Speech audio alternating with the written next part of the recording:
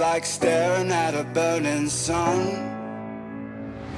Got teeth like razor blades, and you know that we're out for blood. We're out for blood. Better run, better run. 'Cause here it comes, here it comes. Human progress isn't measured by industry. It's measured by the value you place on a life. An unimportant life. That's what defines an age. That's what defines a species.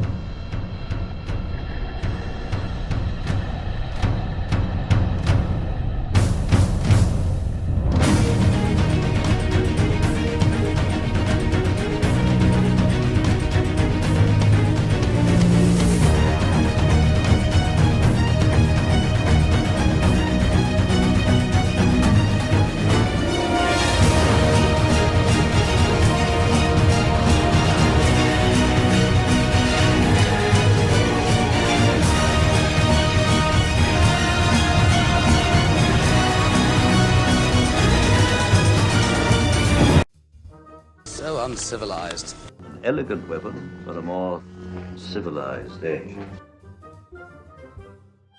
Not to worry, we are still flying half a ship. Another happy landing. Lee's experience with Lo Wei on his 2 previous films had taught him a valuable lesson about the effort put into films. As such, Lee negotiated that not only would he be paid a flat salary for the film, much like other actors, but also gain a percentage of profits. An action which set a standard. As other leading actors followed in his wake, asking for the same, with this also trickling down the line to other members of the crew. One would think this would have caused a dip in profits, as everyone had a share of the pie, but it in fact caused the opposite, as the effort and standards of films increased, making more people willing to see the films, as the quality subsequently improved from what was once slapdash or good enough. We have this to thank now for the high value and effort placed into modern action movies today, with more effort and money poured into them than ever before. While many people were skeptical of Ben Affleck's initial casting, many people changed their tune once they actually saw the film and realised he's the best part of it. But while I agree, it's not always for the same reasons. He is the best translation of the character in terms of look, brutality, and levels of paranoia. We need to be prepared for the worst. Always. But what sold me was this. When he and Clark Kent first meet, and Kent starts giving him more difficult questions, he slowly looks up with a momentary anger before switching back to Playboy Bruce Wayne. In that moment, Batman shone out of the mask of Bruce Wayne. That is a moment I'm not sure was directed. I think that was all Affleck. That balance between the vigilante and the Playboy really showed here, and I loved it.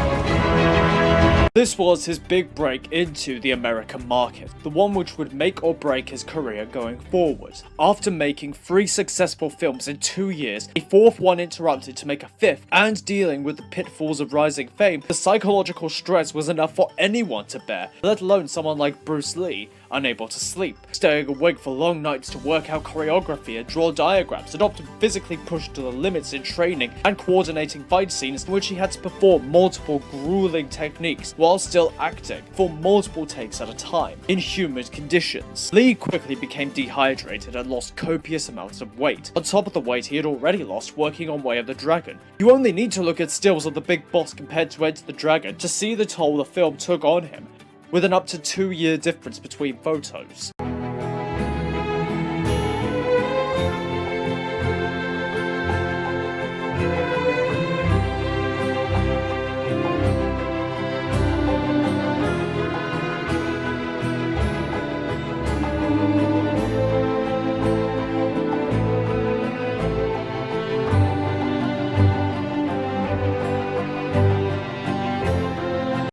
Instead, the landlady and Leopold close us out.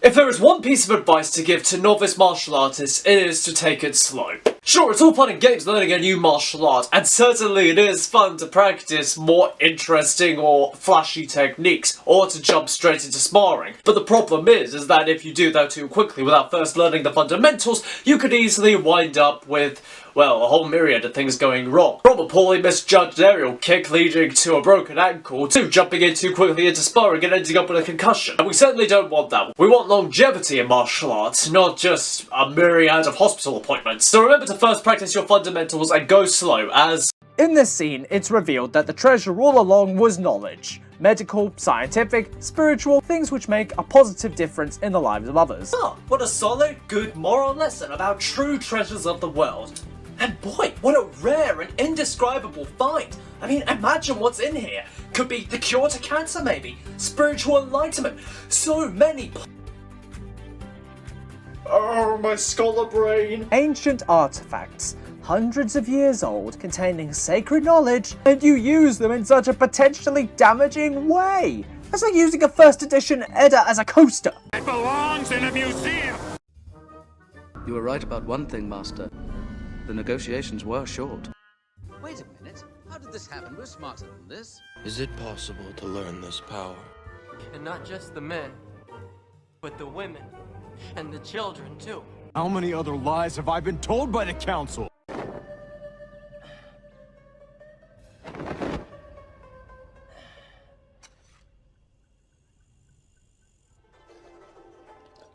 Don't worry, it gives him power. Ah, Jackie Chan, a badass love child of Bruce Lee and a Tom and Jerry cartoon. Throughout his career, despite being on the comparative level of other legends, there's always been more of an everyman brush to his persona.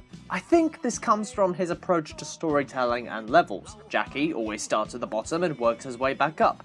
The expression of pain and discomfort also aids, not only by elevating the comedy, but because it's much more relatable. How many times have we seen someone in a film get flung through a window or across a room and get up without a scratch? But with Jackie, you feel every blow, making the end result more rewarding. Harry Potter, the boy who lived, come to... Ah! What the hell? Well, you see, my cousin does boxing, and so after I had saved his life for some dementors, he offered to teach me some boxing lessons, you know? But we do magic. Yeah, but considering how I'm a 17-year-old kid and you're, you know, one of the most powerful dark wizards of all time... Oh, thank you. You're welcome. I thought maybe it's best to have everything I could possibly use in my arsenal. But hold on a minute. So now we have a solid chronology and timeline for how these gods not only came to be, but also evolved. We know the how. But do we know the why? What was it that caused them to evolve, and why did they evolve in the way that they did? First of all, an interesting fact to consider is that in nature, wolves and ravens share a mutually beneficial relationship, with ravens often being the eyes and ears for wolves when prey is around in exchange for a share of the spoils. And considering how those are the two symbols of Odin and Tyr, it recontextualizes their dynamic. Odin and his ravens have the eyes in the sky, pointing the wolf-associated Tyr in the direction of where warring is happening or needs to happen in exchange for the spoils. Okay, so we've got Shaolin guy versus boxer.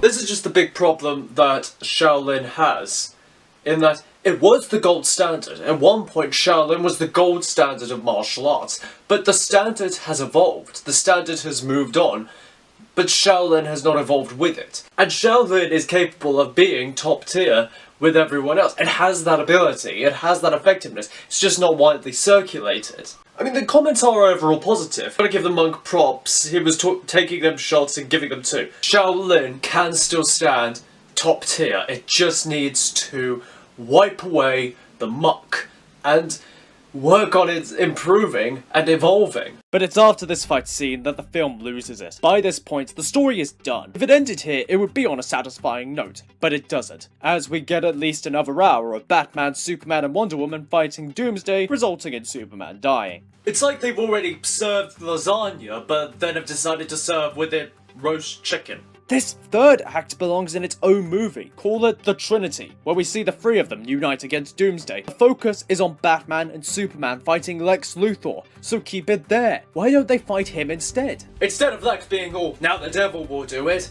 how about if instead he's all, the bat has failed, so now man will do it instead? After all, Lex is the biggest narcissist in the world, of course he would think he's the best example of man. Put Lex in his power suit. Say he had more kryptonite he was keeping secret from the Metropolis ship. Used Zod's DNA to make a performance enhancer, have Batman and Superman unite to stop him, and put him in jail, mutually agreeing to help the other if needed. Movie over. You see, what happened was that after World War II, when the Communist Revolution happened in China, Mao certainly liked martial arts. He liked Chinese martial arts. He liked to see it, but even though he liked it, that doesn't mean that he could let it by.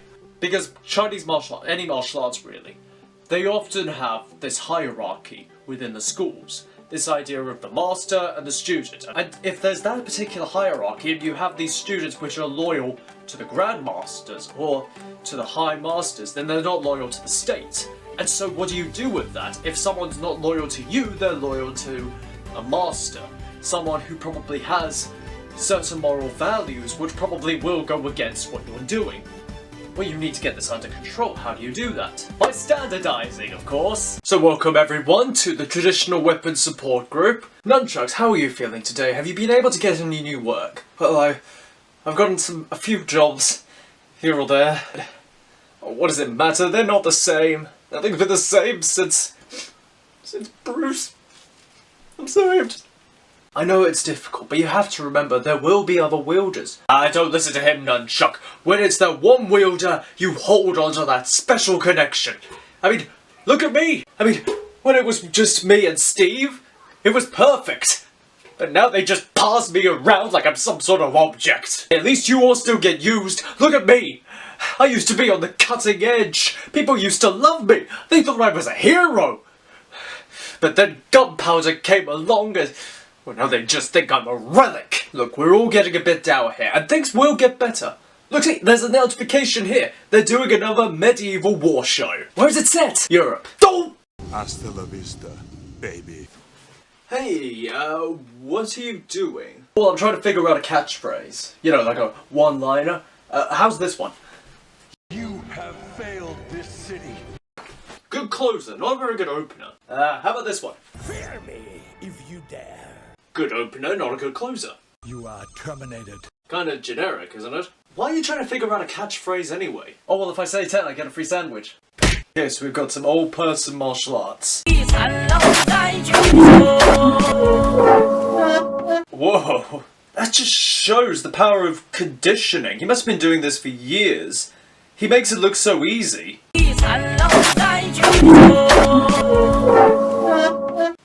Master Roshi, damn right, it looks like Master Roshi, he's got the beard and everything.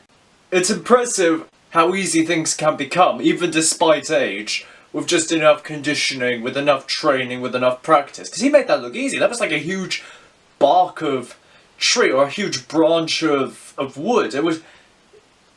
and he was able to move it so easily, like it was made of, like, I don't know, PVC or something. That is the dream. For everyone that does martial arts, that is always the dream, to be able to do this sort of thing even into your old age. So when you're 80 or 90, to be able to still do that.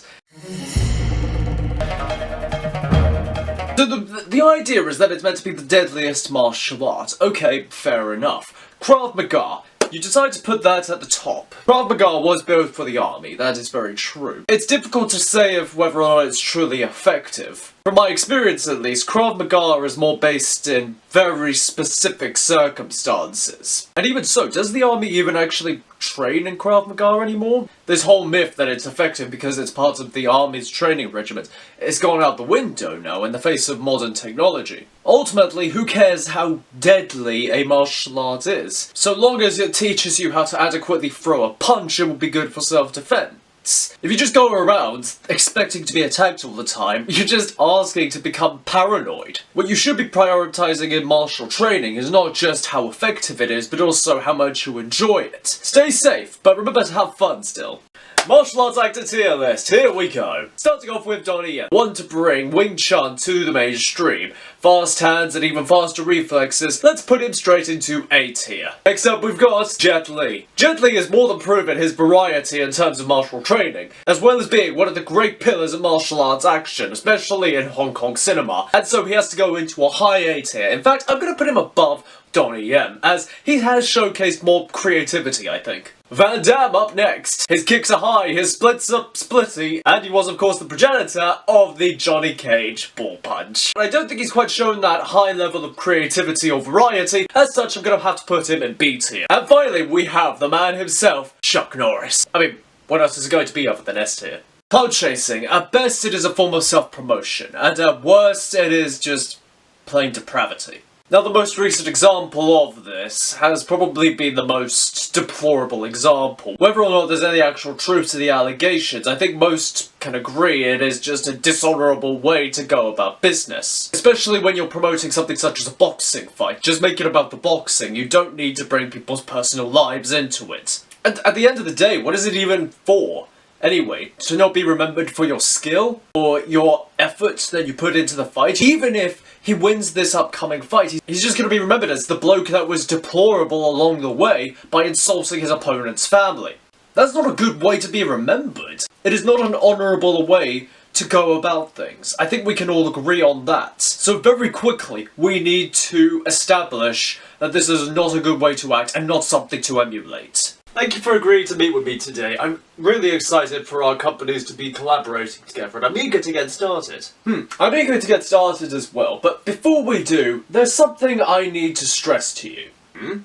You see, I run my business in quite a different way to most. Before we do business, I need to fight you. Excuse me, what? You punched me! Yes, I did. I'm not sure if I'm comfortable with this. As I was saying. Excuse me, sir, I just have a couple of things I need to run by you before this afternoon. Oh yes, I'll be with you in 1 minute. Yes, remind me, I need to check my stock later. I didn't hear no bell. I'll be sure to. I also need to confirm you're 3 o'clock. 1 moment. Anything else, sir? Can you break a board with a karate chop? Boards don't hit back.